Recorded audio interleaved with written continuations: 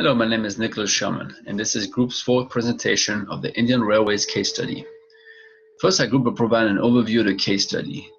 Then we will compare the expectation of the leadership team in comparison to the expectation of the IT project team and discuss the alignment of the organizational history and mission of the railroad.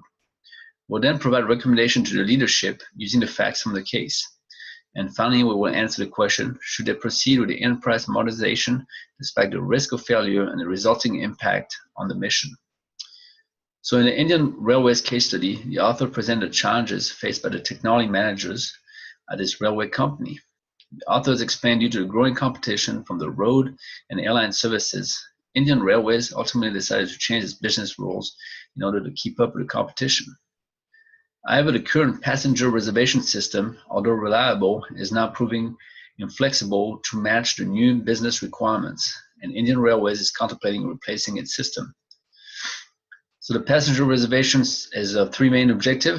The first is to meet the public's demand, and it's also to provide a better working settings for the employees, and the reduction of unethical practice in the reservation procedures. So now let's look at the passenger growth over the last few years. According to the authors, out of the 11 million passengers who ride into the train, roughly 550,000 have a reservation. Additionally, in recent years, Indian Railways has experienced a 3% annual growth in passenger traffic due to India's economic growth. So replacing the current system is not an easy feat, and the technology management fear that the consequences associated with the conceivable failure of the new system are far too serious. Thus, Indian Railways' dilemma is to make the decision to continue using the old passenger reservation system with the current flaws, or should they risk replacing it with a new flexible system? Now let's compare the expectations of the leadership in comparison to the expectations of the project team. On to you, Corey. Thank you. Thanks, Nick. I am Corey Ruth with Group 4, and will provide a contrast of options as offered up by the various key players and stakeholders. A contrast of considerations provided by the CRIS PRS team and the considerations of leadership, as well as how our approach aligns to the organizational mission and how we intend to secure executive sponsorship. The Center for Railway Information Systems, or CRIS PRS team, assumed the original PRS application from its developers nearly 2 decades ago. In the mid-90s, they developed the present fully networked version of the PRS application, completely in-house, in the face of widespread speculation. So there's some emotional investment there. This is their baby.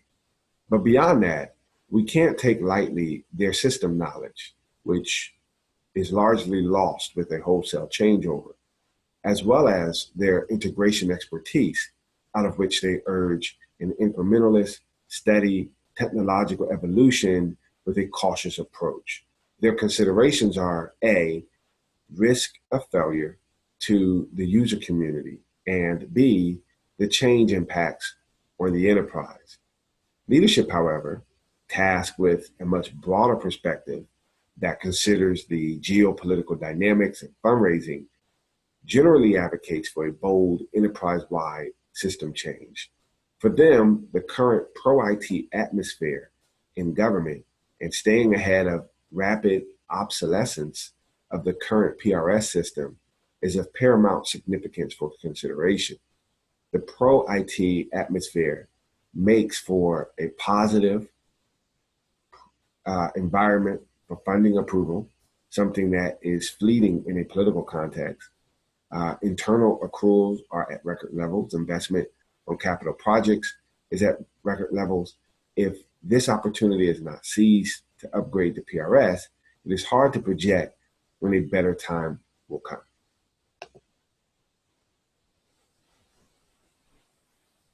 So then, how does this align with the organizational mission, and how will we secure executive sponsorship?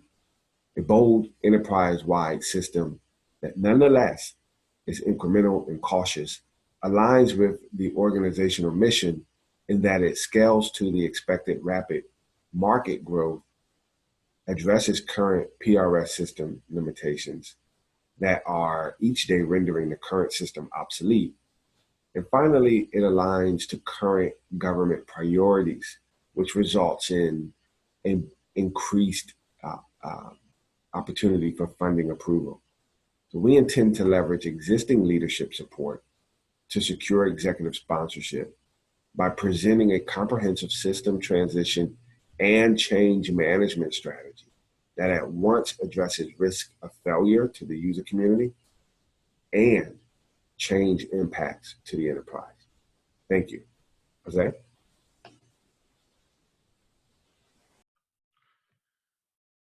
Thank you, Corey. There are some reasons that allow us to make the following recommendations.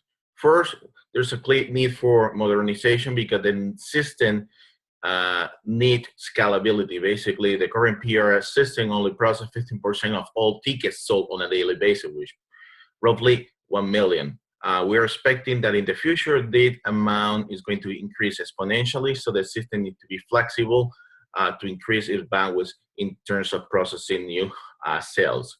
It has to be on a standardized technology, so if the people that implement the system leave the company, we are sure that it could be fixes any glitch or any bug appear of it needs to be expanded. It has to be able to react rapidly to competitor strategy, such as low-cost airline, for example, the implementation of an upgrade system. Then we are also looking that it has to be customer-centric because that's where the organization is moving, and it has to join basically the databases that have been separated until now are reserved ticket purchases and unreserved ticket purchases. It has to allow for internet access, especially mobile phones. You need to take into consideration security, and it cannot be a cutover process. It took 20 years to go from one PRS system to over 1320 systems. So there's going to be a timeline where all the legacy system and the new system have to be operating jointly until everything is finished and the legacy system can be turned off. Next on is going to be Ty. Thank you. Thank you, Jose. This is Ty Mayberry. And to conclude, we must align modernization goals with Indian Railways' mission and vision statements. We must leverage the existing support for the project, but also acknowledge and address the other factions against our recommendation. Gaining an understanding and appreciation for their point of view will be critical to our success. We do not expect a consensus on this recommendation, but we must stay focused on the project goals and roadmap. We will create a modernization center of excellence to support this project, as most complex ideas have naysayers and challenges. Some thought, for instance, the iPhone would not capture market share and it would doom Apple upon its launch in 2008. Another group against replacing the PRS believes the existing system is underappreciated. The main point to make here is that PRS has performed amazingly. The issue is it was built in 1985. In 1985, India was a third world country.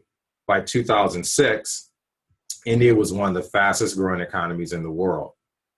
The automobiles in this slide are the exact same make and model, spanning 32 years, from 1985 until 2017.